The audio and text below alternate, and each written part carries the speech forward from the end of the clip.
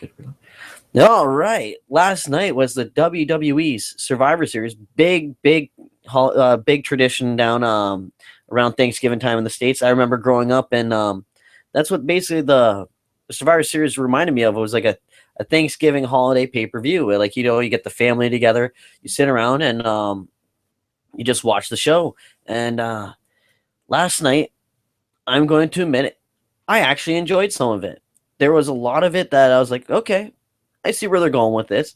We got to see two Survivor Series matches. One on the kickoff show, which we got to see the return of Goldust, which I would rather have seen during the pay-per-view, not during the kickoff show. What do you think, Shane? I didn't catch the pre-show, but Oh, you didn't? See? somebody tweeted out the picture of Goldust to me, and Exactly. Like, it was just weird. yeah, I like didn't know how to react. that's something that should have been on the pay-per-view, don't you think, instead of at the kickoff? Oh yeah, It's like that's yeah, like Goldust has been an established star for years. He's never been the main eventer, but he's been mhm. somewhat established. But the So big thing for Goldust to come back, though, that was his first match back, I believe, on like WWE TV or like on the network or anything since the passing of Dusty Rhodes. So, and since Stardust was in that match, that should have been on the pay per view, not on the kickoff. In my opinion, the tag match, like the two tag teams and everything like that, New Day, that should have been during the kickoff show. yeah, because Who would have given? because at this point I'm really sick of the New Day. So Mhm. they just need to be on the pre-show where not that many people are gonna watch. I don't think Xavier Woods' hair was ready enough for the pre-show. Oh wait, oh yeah, that's true. That's true. He looked like he just came from the Boston Tea Party, literally. That's the one thing I want to give Xavier Woods. I do like how he does his hair like that because it makes me laugh because he always comes out on every pay-per-view with a different hairstyle. It's like Rufio and I think Night of Champions, and then last night he looked like he was like an old school Englishman, like an aristocrat, I guess, for lack of better words. But yeah, but there are some things that I actually enjoy, like everyone knew that the tournament was going to end the way that it was going to end up Reigns and Ambrose. But I'm going to say those two semifinal matches weren't bad. Del Rio put on a hell of a show with Reigns. I thought that was a good match. Kevin Owens with Dean Ambrose. I thought that was another good match. Like the show was screaming like, "Hey, we got some workers here in this company." And then we get to Dean Ambrose, Roman Reigns, and I hate to say it, that match felt flat to me. Oh yeah, it was only given about like 5-6 minutes. That's how long Mm-hmm. it felt. But like, so we get Sheamus cashing in the Money in the Bank, which is okay, which is good because you know how they want to build up Reigns because he's going to win the Rumble again. They want him to win that belt at WrestleMania. But the thing that bugs me with how they did that, it's kind of like you stole the Daniel Bryan storyline. Like, remember when Daniel Bryan won the belt at Survivor at SummerSlam, beat John Cena, then Randy Orton comes out, wins the title Hmm. because he cashed in, and then we go through the rest of the year with Daniel Bryan. We're like, we want him as champ.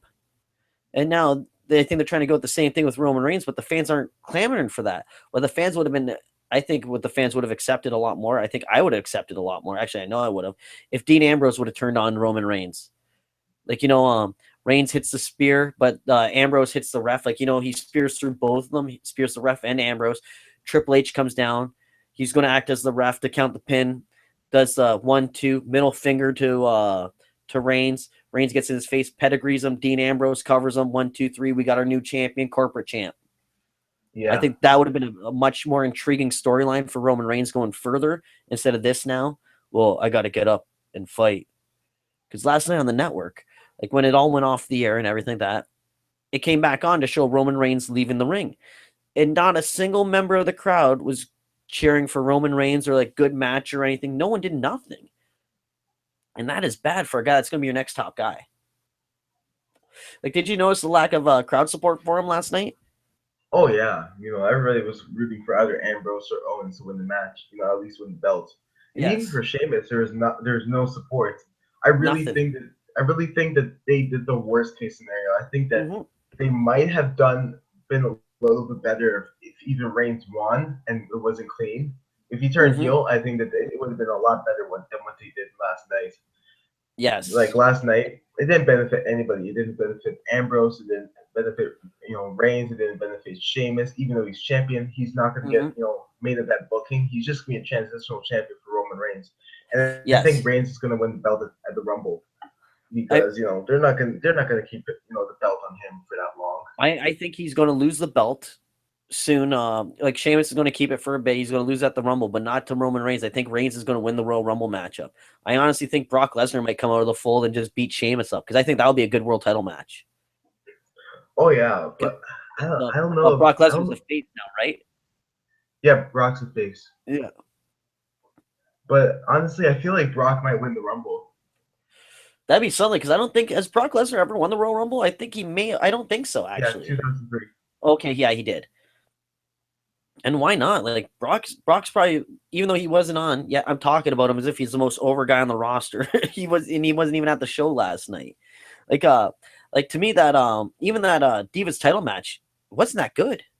They try to do some some tougher spots and everything like that. Like the two girls, like they put on a good match, but to me, like something like that, like the rivalry they were trying to build up was trying to build up something like Trish and Lita, and it just did not hold up to that criteria, in my opinion. Like I thought the match was, I thought the match was decent, but it was just the crowd support was not there. They were given time, and they were doing things that you're not seeing them do in the main roster, like the flip that Charlotte does on the figure four head scissor. Yeah, she's never done that in the main roster until last night, and that spear off the barricade. Even though it wasn't clean, it was okay. Considering the fact that Charlotte had to run off the barricade, so she didn't really get enough time to get her real balance. But the thing is, though, Jeff Hardy. Okay for it. The thing is, with running on the barricade, Jeff Hardy was doing that a long time ago. It's like, and you remember all the moves he used to do off those barricades, like when he'd run off a guy, hit him with like a leg drop or something. Jeff Hardy was the man for that stuff.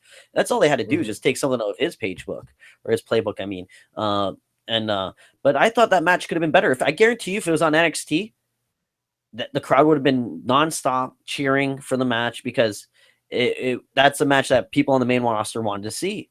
And I wanted to see it too, but just the way they built it up, I didn't like it. The whole bringing up her brother, that to me was tasteless. I like how they edit that out in the promo videos, like for the build up to that match. But like I want to say this too, last night, watching the Ascension, those guys are terrible workers. You could tell that the Dudleys do not like working with them because the one of them, I think it's Victor. He is stiff as hell, like not stiff like in his work, but he's just a stiff person. Like he doesn't bump properly. I saw some of their match on SmackDown when they're against the Dudley Boys and Neville, and you could tell that Bubba Ray had to redo a move on the guy. Like when Bubba Ray does that full Nelson to the knee to the backbreaker. Yeah. He did that twice to him because the first time he did it, Victor didn't go over properly for him, so he's like, fucking piece of shit. You could tell Bully Ray does not like that guy. And the fact they keep booking him against him, that he was out so quickly in that match. Yeah, he's really just one-dimensional. His entire wrestling style, he's really boring to watch. But Connor's weight is even worse. Yes. I see, it might have even been Connor. I forget which one it was because to me they're like how the Bushwhackers were. I can't tell one from the other and I don't care. But yeah, like the pay-per-view, in my opinion, though, was not that bad. Like, sure, I'm picking out I'm nitpicking on certain things, but like overall, like some of the matches were good. And like this pay-per-view didn't have like Randy Orton on it, doesn't have Daniel Bryan, doesn't have not CM Punk, but doesn't have Seth Rollins, doesn't have Brock Lesnar, and yeah, it delivered some decent matches. The Undertaker, the Brothers of Destruction versus the Wyatt family. I did not like how it was just a tag match. Think about this is how I would have booked it. It's Survivor Series. We're going to do the first ever 2-on-2 elimination Survivor Series match. Like so it'd go Harper get eliminated, or Kane would get eliminated, then Harper would get eliminated, then go down to Bray and Undertaker. And then of course Taker would go over. And I think that would really help out Bray Wyatt, even though they did protect him, which was awesome last night. They finally protected Bray Wyatt in the loss. Because Luke Harper took the pin. But like that match wasn't that bad. I liked how they did the table spot with Strowman. Honestly, I think they named him after, because like Braun Strowman looks like a guy that should be in a tough man contest. Like, the guys like carrying the kegs or pulling the trucks. That's what he looks like to me. And he was a weightlifter, Yeah, so so that explains it. And like how they call him Strowman, I guarantee they wanted to call him Strongman. Like, because look, that guy's a freaking beast. Like, I wouldn't want to get punched by him. Oh, his oh, hands are probably the size of my face. true. But like Taker and Kane, like they didn't look bad. The only thing that looked bad in that match was Taker's bald spot. Yeah, that's not a pretty sight. No, he's a dead man. We'll get some Rogaine, buddy. You can afford it. Probably can't go to the store. You know, he is already dead. That's true. Probably Send lives in the Michelle graveyard. McCool out there. That's why you got a girlfriend. Send her out to the store for you. No, but yeah, but there were some good points in or good matches in the show. What matches stood out to you? Like, was there anything that you enjoyed in the show? For me, it was really the first hour that was good. You know, after the first hour when you had the two, Survivor Series semifinal matches, the show just fell flat for me. You know, just the excitement, the elimination tag match. Like once the New Day came out, I really lost interest. You know, and when Big E was shucking and jiving as usual, like that's one thing on in the WWE that just creeps me out. Really. Yes, his dancing is creepy, and I think he does that on purpose. Like, just because he's like, fuck this gimmick, fuck, as long as the paycheck don't bounce, I'm gonna be gyrating. I think that's what he's doing. He's dancing for that paycheck. Vince probably loves it. Shake them hips, Biggie, shake them. Yeah, he is a really weird on Twitter. He was talking about staring down a kid while he was doing that creep dance on Twitter, Yeah, you and can't do that. I think yesterday he tweeted out that he wants to make his attire tighter. He can make it tighter. Yeah, I know I that didn't that's think that was something. possible. Exactly.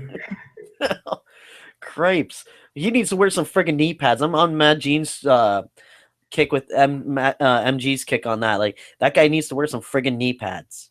Oh, he's needed them for a long time. I Those knees know. are just hard to watch. Okay, so they make him lose the Langston name, but they won't tell him to get knee pads? I know, right? Addition by subtraction. Yeah, I guess. How about this? We won't make you wear knee pads, but you got to drop the Langston off your name. Done. But Wasn't yeah, really been. they're going to lose those belts really soon to the Usos. Oh, I think they're gonna lose in like a ladder match at TLC. Yeah, and that's another thing too. Like the Usos, they come back from injury. I understand that they still have the rematch clause and everything like that with the New Day, but why already? Like right away, since they're in, they're right back in the World Tag Team Title picture.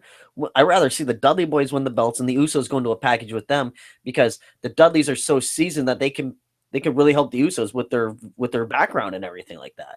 But I used to beat your daddy up on a weekly basis in the Attitude Era. Like say something like that. Like that would be perfect. And Rikishi would love to be mentioned in nowadays and be relevant again.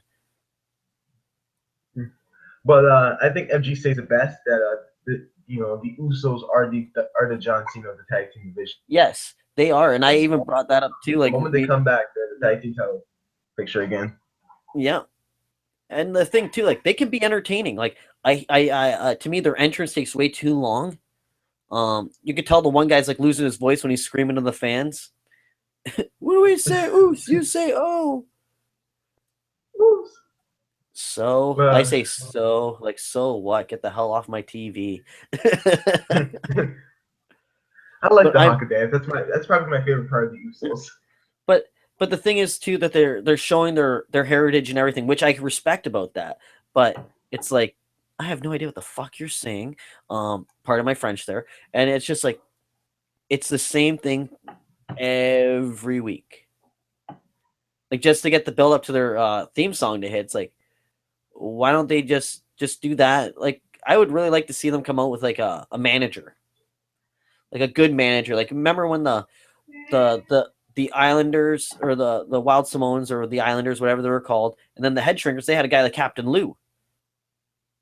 Like, why not? Have Rikishi come out and manage his sons.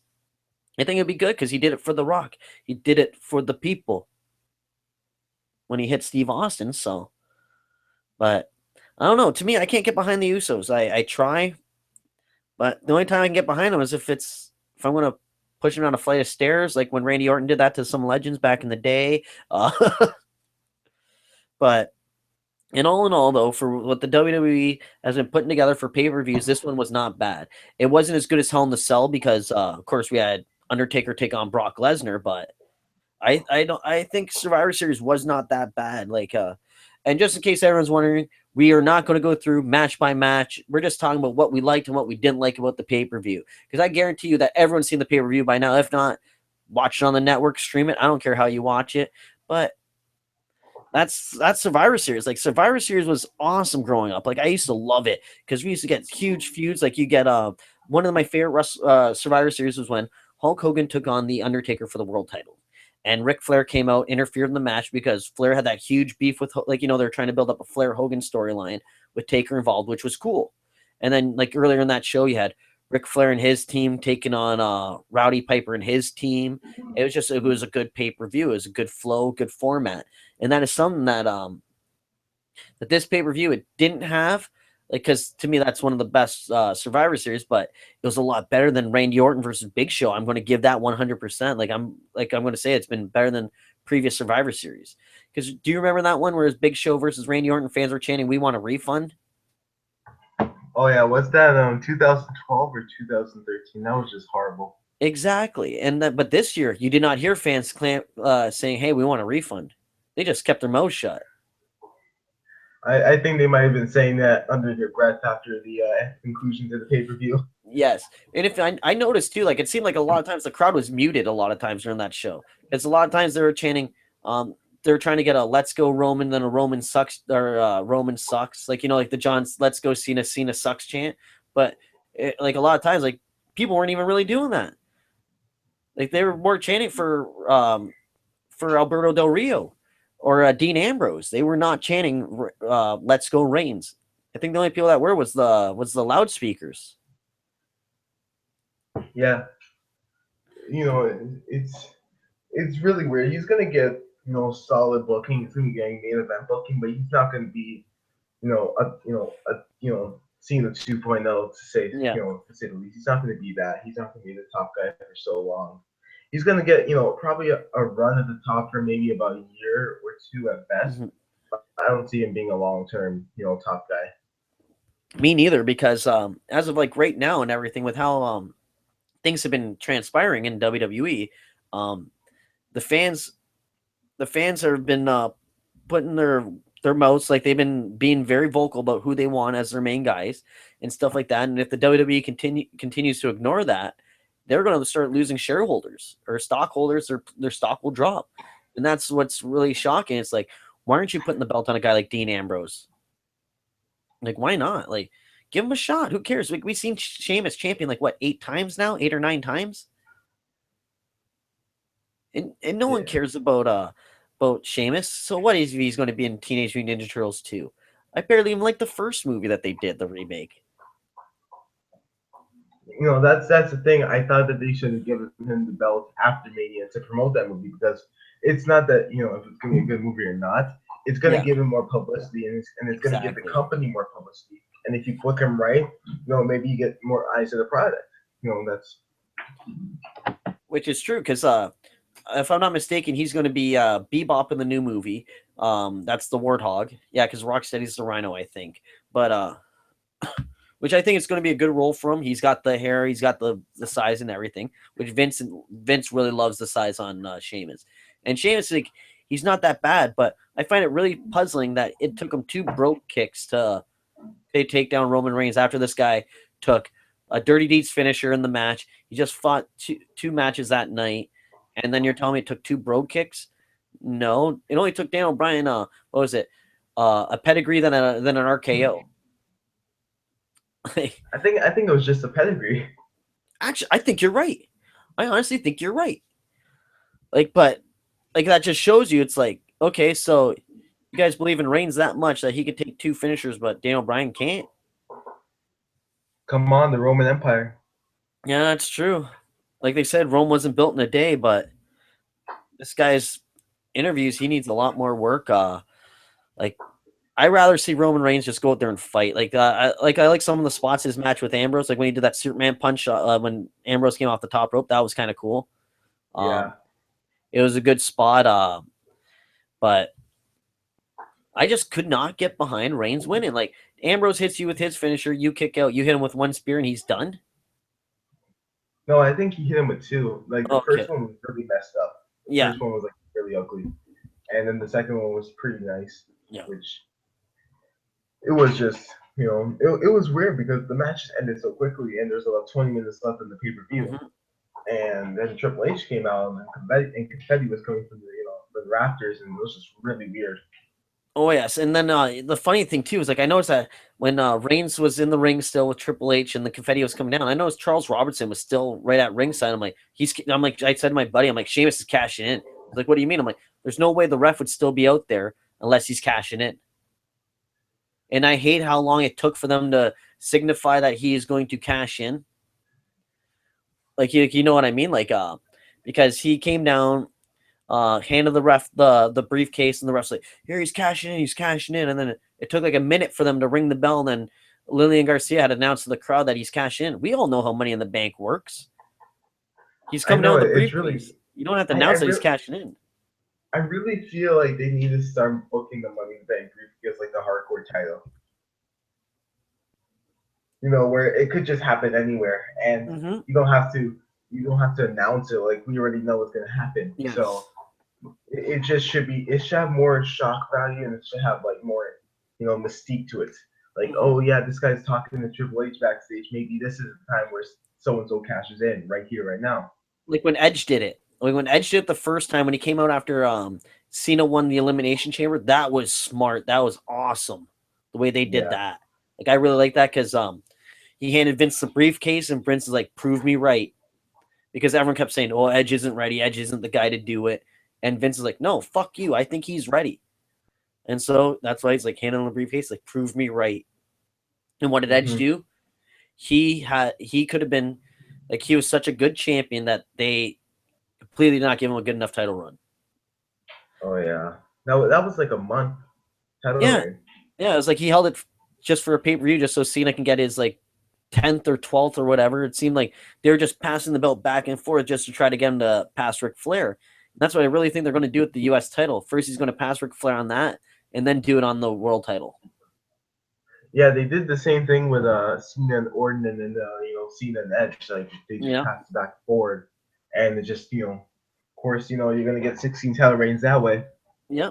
And look at back in the day, like Bret Hart held the belt 5 times, and he was so happy to do it 5 times. And like his title reigns, they were significantly long. Like Bret Hart, each reign he had like for longer than a month. Like it wasn't like anything stupid. But so no, it was good. But yeah, give me 1 second. Shane, go on about the pay-per-view. Let's hear what you because there's some commotion going on at the house. I just gotta check out something in the studio. So go on, talk about what you liked about the pay-per-view. I'll be right back. Okay, overall, really, I'm sick and tired of them doing the same thing over and over again when it comes to who's gonna be champion. And the way they booked that main event was just horrible. It was really predictable once Reigns won that Sheamus was going to cash in, especially when the confetti went down. It was just so weird. Like when it comes to somebody that you're going to book as the next top guy, you're going to have a special way that that he holds his first long title reign. And on top of that, if you're going to give Reigns the belt for the first time, at least have a long reign if you're going to book him strong. So, him getting cashed in on his first title reign was really, especially, just when he won it, was really stupid. I thought that, Ambrose should have won, turned heel, and then Ambrose beats Reigns at TLC, and then Reigns beats Ambrose at the Royal Rumble, leading up to Brock and Reigns or whatever they're going to do, or Cena Reigns, whichever one. And, Reigns wins, and then, a month later, you have Sheamus cash in. I thought that they should have done something like that. And especially the way they've been booking Sheamus. I know that people say, oh, that briefcase is like insurance right there. You may have lost the match, but I still have this briefcase. But I forgot Sheamus was even healthy before this entire until the New Day, traditional Survivor Series match. I didn't even know that that Sheamus was healthy. I thought he was injured because you have everybody injured right now in the WWE. So I just assumed that Sheamus was injured as well. And when he came out, I was like, wait, what? He's actually here? I was it was really weird how they did that and just the way they were booking him. He hasn't even been on TV that often, if I can remember. I think the last time he was really on TV was it the Sheamus Orton feud in like around Battleground and SummerSlam time? Like that was the last time I remember Sheamus. And recently he hasn't been in a feud.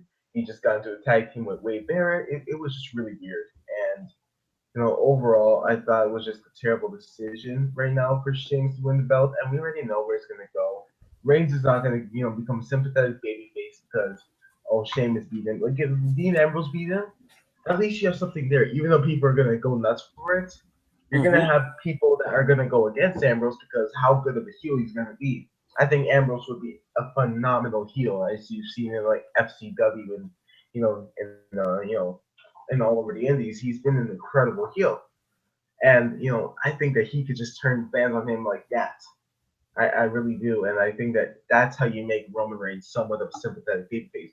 You even saw it in the Seth Rollins Roman Reigns matches to a certain degree, where Reigns was getting decent pops, when he was facing Seth Rollins because people did not like Seth Rollins and Seth Rollins was a good heel. Even though his title reign was booked terribly, he was booked good to at least a certain degree. Yes. I they just went the wrong route definitely when it comes to that. And yeah, this is not a good sign for Roman Reigns. Sheamus, hell, even Kevin Owens. Kevin Owens had a match with Dean Ambrose which he lost as the Intercontinental Champion, and then Roman Reigns comes out and beats him in like 5 minutes. Mm-hmm. Yeah, I agree 100%. Like even the Seth Rollins booking, like it got better towards the end because remember before like he was getting like anyone to interfere in his matches, then all of a sudden it became Seth Rollins winning on his own. Hmm. Yeah, Like J&J gone. You had Kane and yeah, Big Show gone. It was they were booking him at least somewhat decent and a lot better towards yes, the end. Even around the SummerSlam, Cena build, they were booking him at least decent. And then the Night of Champions guild where he fought 2 matches. I thought he did pretty decent. yes, especially like when you fight John Cena and then you go into a match with Sting like right after it, and unfortunately what happened to Sting, like Sting getting injured, but with how everything was like going through that match and everything like that, it was a good clean match. Like Seth Rollins pinned and beat Sting clean. Like there's no outside interference, there's no chair shot, there was nothing. Hmm.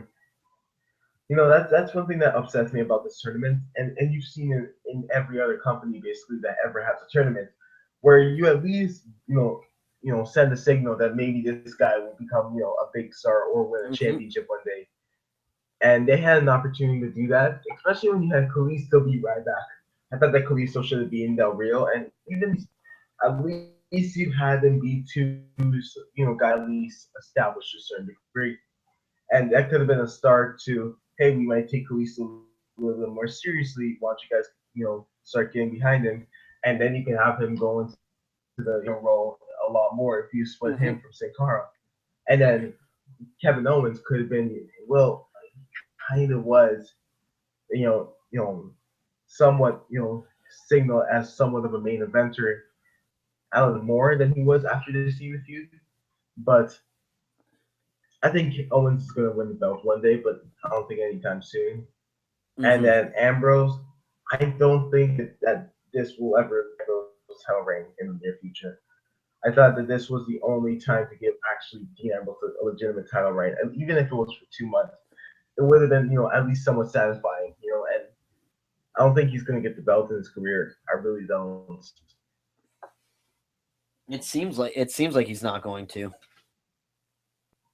Like Yeah, and and it like sucks because he does deserve the belt.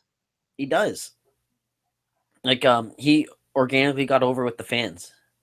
Like he did absolutely Hmm. nothing to get himself over. The fans just respected how he carried himself as a wrestler. And that's how people like and when they watch UFC, they respect a fighter for how he conducts himself, how he carries himself. And they either like you or they don't like you. And it's no like that's why I wish WWE would just steal a lot of stuff like how UFC does it. Like, sure, have these two random guys fight each other, but what they're fighting for is a spot in the rankings. Hmm. They want to move up in the chain. Who doesn't want to move up? No one wants to stay as Barry Horowitz their entire life. Like, look at Heath Slater. You're telling me that guy doesn't want to win a match? And to make a UFC reference, that's why people like Daniel Cormier and Conor McGregor and Robbie Lawler, especially, and Roy McDonald, got a lot more respect because they went in there, they carried themselves like men, and they Yes. went through wars. And through those wars, they got massive support from their fans and even more fans. And Mm-hmm. that's how you get a fighter over. And WWE needs to at least take some of these ideas into consideration, and you would have a lot more established stars, and that's something Yeah. that the company's been missing for a long time. And I yeah, hate to it's bring this running out up. of time. Like I hate to bring this up for WWE, but if they were smart, wouldn't they like talk to a guy like GSP? Like, hey, George St. Pierre, are you interested in becoming a WWE wrestler? Like, imagine if Yeah. GSP all of a sudden there's a Monday Night Raw, and all of a sudden you hear some music hit, and all of a sudden George St. Pierre comes out, and people are like, holy shit! Like, people like that would make your product a lot more legit. It like, you know what I mean? Because like it's like when Ken Shamrock came out and Dan Severn started fighting in WWE, the people were like, people started taking wrestling a little bit seriously, like more serious, because they had these guys that are established fighters from the UFC coming in to now fight under this format. Oh yeah, and even having a guy have a decent have a good match with a Mm-hmm. guy like GSP would make you at least established, because Yes, GSP, one of the most popular fighters of all time. So and hands that's gonna down one get of the. media attention 100%. And when So he was champion, he you was know, like what, one of the longest reigning champions in his weight oh class yeah, too. one of the longest Mm-hmm. welterweight champion of all time, I Yes. believe, and not the longest champion of all time, but he's Mm-hmm. one of the He's up greatest there. fighters of all time, Yeah. definitely. Like, imagine seeing him in a package with Cesaro or something like that. Oh my god, that'd be That would be awesome. amazing. Because like Cesaro and him, they have like similar like, like similar sizes and stuff. Like, they're around the same build, and like those two guys are like, they're farmer strong. Like, you know what I mean? Like, they don't look like the crazy sick jack guys, but they could lift a truck. Hmm. That's where I come up with that thing. They're farmer strong, because a lot of times when you see a farmer, they don't look that strong, but they can friggin' lift like a mad motherfucker. Yeah, But the pay per view as a whole, how'd you feel of it? I felt like it was decent. I really gave it a 5 out of 10. It Mm-hmm. wasn't anything great, and it wasn't anything like terrible. There were some good matches, like the semifinal matches, Yes. and the traditional Survivor Series match was decent, and the Thieves match was okay. So there was some at least somewhat bright spots of the show. So it was decent, but there was a lot of bad, definitely. Mm-hmm. Like, in my opinion, for like the WWE, this has been one of their like, it's getting better, like for their network specials. That's what I'm starting to call these instead of pay per views. But like they're getting better. They're trying, and I thought this pay per view, like I said before, like there's some good spots, there's some bad spots, but as a whole, like, yeah, I agree, like a 5 out of 10. Like, the first hour was the main viewing point. Like, I was actually enjoying the show. Like, really, like I wasn't flipping between football and that. Like, I was strictly just watching the pay per view. But then like certain matches, like, okay, well, what's the score now? Like, like when a match come up, we're like, I really feel like I gotta go to the bathroom. Oh, this match is on perfect.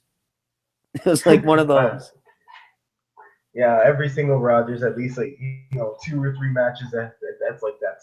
Yeah. And like I just did a video talking about like Monday Night Raw being 3 hours long.